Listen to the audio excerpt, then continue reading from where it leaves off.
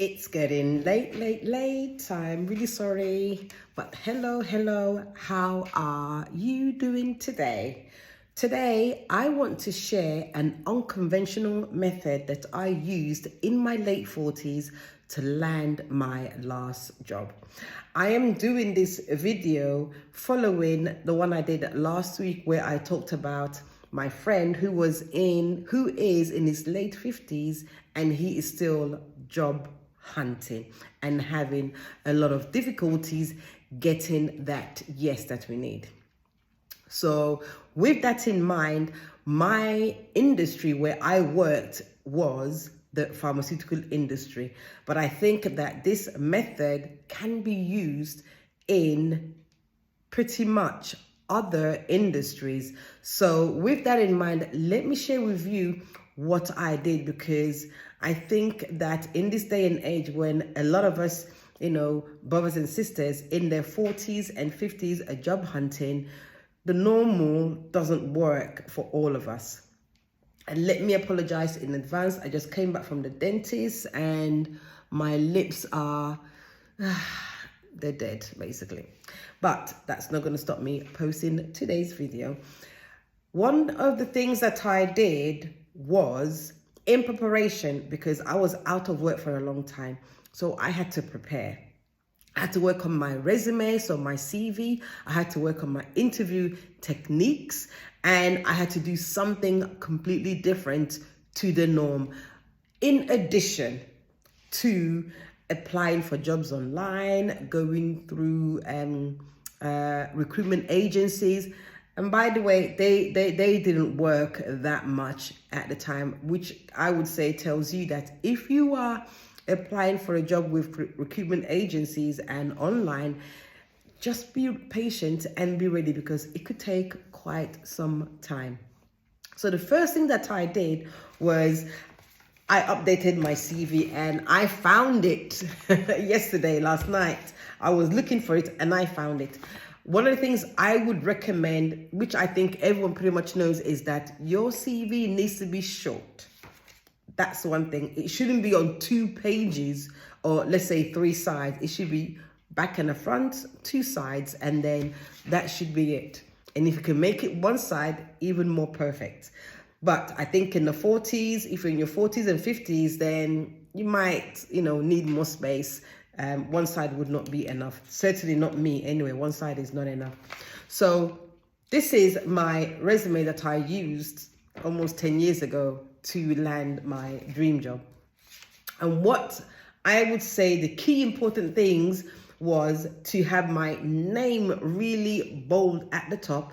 I had a profile picture. I had a, what do you call it now? I had a profile summary about my experience, what I was looking for. And I had an elevator pitch also written into, so here, also written, here's my profile and my elevator pitch written on the resume. Then the last part, so I would say 3/4 of the page, was to really focus on my experience. And the difference I made here was that instead of listing my job and the responsibilities, I switched it and rebranded it as achievements. So what did I contribute in that role? What financial contribution did I gain for the company in that role? Those are the main things that I included in my resume. And on top of that, it was more like I did things that I achieved. So for example, I defined and led, I set up, I established, I modernized. So these were the things that I had on my resume that was different to my previous one.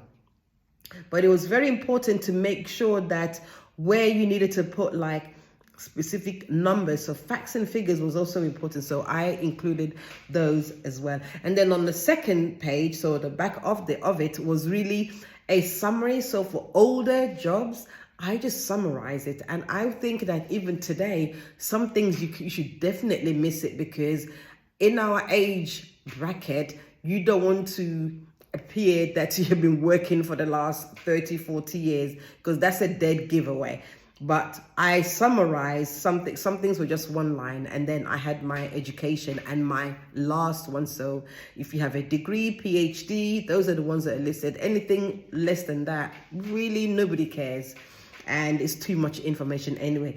But the key information was at the front, because I would, when I managed people and I hired people, the first page was pretty much my interest. And the second page was just to check on their education. What degree did they get? That was really the second page. So my resume was updated. If I was doing it again, I would put it through ChatGPT and ask ChatGPT to kind of like clean it up for me, in addition to what I did. So formatting, all of that was done. I would take out the pictures, because in LinkedIn, I will put a professional picture in LinkedIn. So I will put the picture in LinkedIn rather than on my resume, because it takes up space there. So that's what I did with my resume. I updated it, and it was more achievement focused rather than job specific activities. Then the other thing I did was that I prepared for interviews by going on interviews, getting people to do an interview pilot run with me, test run with me. And with that, some of the jobs that I applied for were not really ones that I wanted to do, but I wanted to get to the interview stage so that I can do some interviews and really do it real, because there's a difference between real interviews and a test run. Excuse me. Oh gosh, the anesthesia takes so long to wear off. So that was the interview prep. Unless you're the kind of person to go for interviews on a regular basis, you need to update your interview preparation, because the kind of questions that are asked these days are more like, tell me about a time when, what if this happened, how would you deal with it? These are the kind of questions that are being asked, as opposed to you telling them what you have on your resume. It's really more about, how did you deal with a certain situation? Competency focus. What did you do? How would you deal with something like this?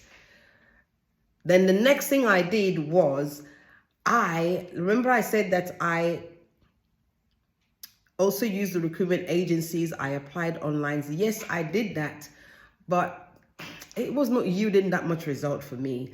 But I was fortunate that at the time, so the first quarter of the year, usually the pharma industry, they have a lot of conferences, and you get all these cold calls by emails inviting you to come and speak at a conference. I use the opportunity to look for conferences that would be valuable for me to attend. And because I still had my company badge, I was able to register to a couple of conferences, and one in particular had a lot of companies that I would like to work for. And what I did was I registered and I selected 10 contacts. Either they were doing a presentation or they were running a workshop. I identified 10 people that I would like to speak to. And this is the method that I use. This is the unconventional method that I use. Conference and identifying people there. And what I did was I went to LinkedIn, I looked at their company, the company that they work for, and I then contacted them through LinkedIn and basically set up an interview for those 2 days that I will be at the conference. So I spoke to all of them in an interview thing. So I had only 15 minutes, and you can imagine it in a conference setting, there's a lot of people that want to speak to everybody else. So I had 15 minutes when I could just pitch myself and a potential job. There was no job being posted. There was no opportunities that I was aware of. I wanted to present myself to them. At this time when I got my last job, I was 46. Yeah, I think I was 46, 47. So yeah, that's what I did. Had the meeting with them. And at the end of the conference, I sent all 10 a thank you, reminded them again who I was and my resume. And, over the course of the following weeks, less and less people contacted me. That was fine. But one in particular, which was my last one, we kept in contact. He traveled, and when he came back, I knew that he was coming back because he said, I've traveled for 2 weeks, I recontacted, and over the next few weeks, we talked. I spoke to his manager, then they identified a potential job. They asked me if I would consider moving countries, which I said yes. And there was opportunities, and I got interviewed, or I got to speak to some of the internal stakeholders that would be the potential position that I was going for. And somehow in those discussions, the job spec was created that I would then come to Germany for. I still had to interview probably for it. So around, I think it was the end of October, early November, I went to the company site and had a boot camp type face-to-face interview along with other people as well. So I wasn't the only one. By the time the position came about or created, other people were also coming for the interview. And a lot of people that day, that morning, I spoke to a lot of people. I was presenting, I was doing case studies, I was having a Q&A, I was talking to stakeholders, HR, all of that. I was going from one to one to one. It was really boot camp, like half a day. But throughout it all, I was positive, and I just put my best foot forward that day. And lo and behold, I did end up getting the job after that day, and it was just brilliant afterwards. So I hope that this method, unconventional as it may be, but sometimes in this day and age, we have to try any way that we can to land the job that we want. Know in the comment section what other methods you have used to land a job. How was it? So yeah, with that, I will speak to you in the next video, and thank you for watching. Oh, and don't forget to subscribe. That would be so great. Take care. Bye-bye.